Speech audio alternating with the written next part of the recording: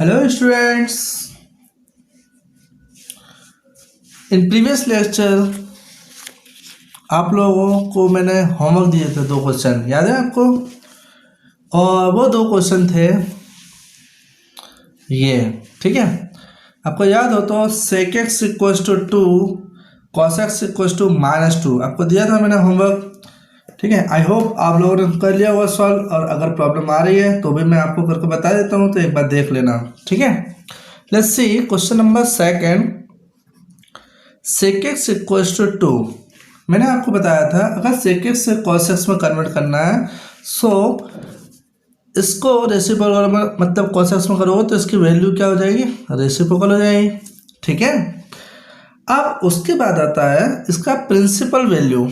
तो आपको मालूम है कि cos x equals to 1/2 cos में कब आता है? Yes, that is cos 60 degree, ठीक है। और 60 डिग्री को कैसे ले सकते हो? π/3। That means x equals to कितना मिलेगा? π/3 रेडियन, ठीक है। अब आप सुनिए, यह आ गया आपका प्रिंसिपल सॉल्यूशन। प्रिंसिपल सॉल्यूशन समझ में आ गई, ठीक है। Now we can proceed towards general value, ठीक है, जनरल सॉल्यूशन। तो जनरल सॉल्यूशन के लिए आप लोगों को मैंने क्या फॉर्मूला बताया था? आप लोगों को याद हो तो जनरल सॉल्यूशन के लिए मैंने फॉर्मूला बताया था x equals to 2n pi, x equals to 2n pi plus minus alpha, ठीक है। यही अपना, सॉरी एक मिनट, क्या बताया था मैंने? Theta equals to 2n pi plus minus alpha when cos theta equals to cos alpha, ठीक है। ये मैंने formula cos theta equals to cos alpha हो तो आपके पास theta equals to 2n pi plus minus alpha. तो अपने पास यही पैटर्न है यहाँ पर, ठीक है। तो क्या करोगे आप? जनरल सॉल्यूशन आ जाएगा आपका, जीएस आ जाएगा आपका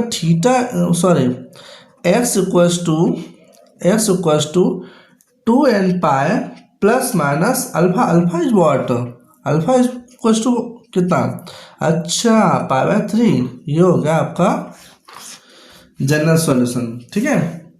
आई होप आपको ये चीज़ समझ में आ गई होगी, ठीक है। अब मेरे पास में नेक्स्ट, ठीक है, नेक्स्ट क्वेश्चन दिया था आप लोगों को, क्वेश्चन नंबर 4, ठीक है। क्वेश्चन नंबर 4, जैसे question number 4 equals to cosec x equals to -2। इसको sin x में कन्वर्ट करेंगे तो अपने पास में क्या मिलेगा?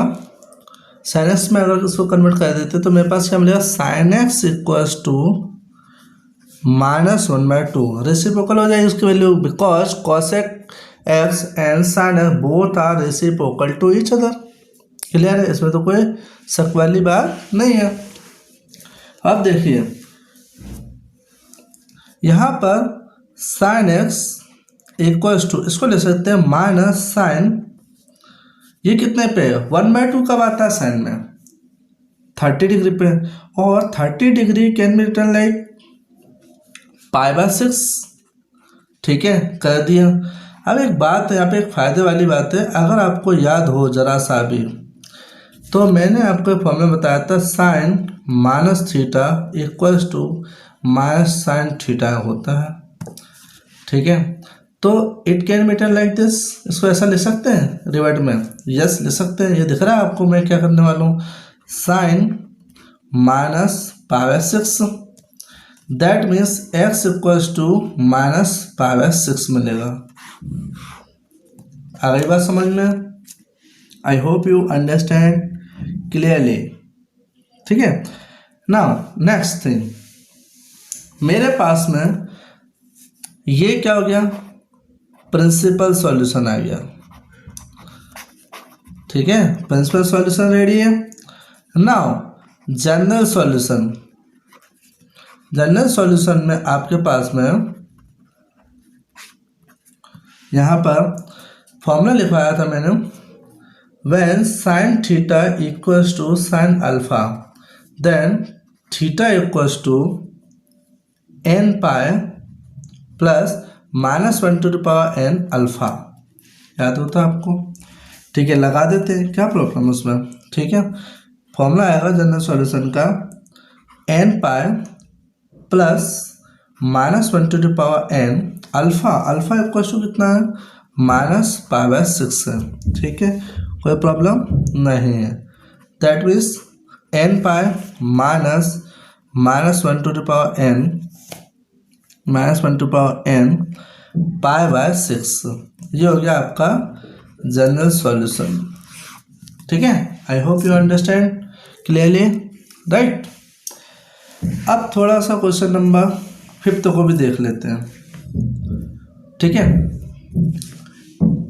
एक मिनट।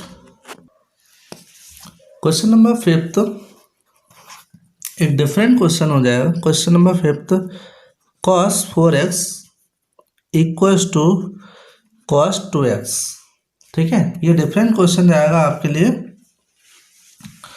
चलो इसको करते हैं। क्वेश्चन नंबर 5 देखो, cos 4x इसको यहाँ लेकर आ जाते हैं तो cos 2x माइनस का हो जाएगा, इक्वल्स टू क्या हो जाएगा? 0। ये हमारे लिए एकदम डिफरेंट पैटर्न हो गया। ठीक है, ये हमने देखा ही नहीं है कि cos theta equals to cos alpha, cos theta का मतलब है ना cos को एक साथ एकदम से कैसे आ गया। ठीक है, एक तरीका ये भी है करने का, और दूसरा तरीका इसका ये भी है कि आप इसको थीटा ले लो, इसको अल्फा कंसिडर कर लो, फिर आपके पास जो सॉल्यूशन आएंगे उसके 2 आंसर निकाल लो। ठीक है, तो मैं तो ये वाला करवा देता हूँ, तो आपको वो भी आना चाहिए। समझ में आ गई बात? अब देखो यहाँ पर आप cos c minus cos d का फॉर्मूला अप्लाई कर सकते हैं। ठीक है, cos a minus cos b का, या फिर cos c minus cos d का, या फिर cos x minus cos y का। तो आपको याद हो तो फॉर्मूला था 2 sin a plus b by 2, that means 4x plus 2x by 2।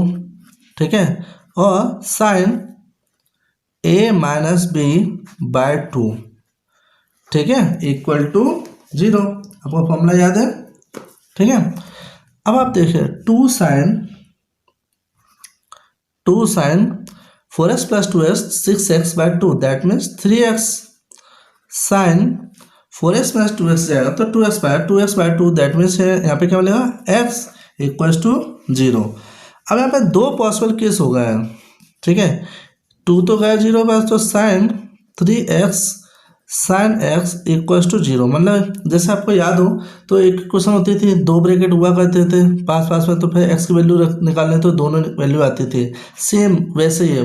ठीक है, तो वैसे ही आपको क्या करना, sin 3x इक्वल्स टू क्या कर दो? 0, और एक बार sin x इक्वल्स टू 0।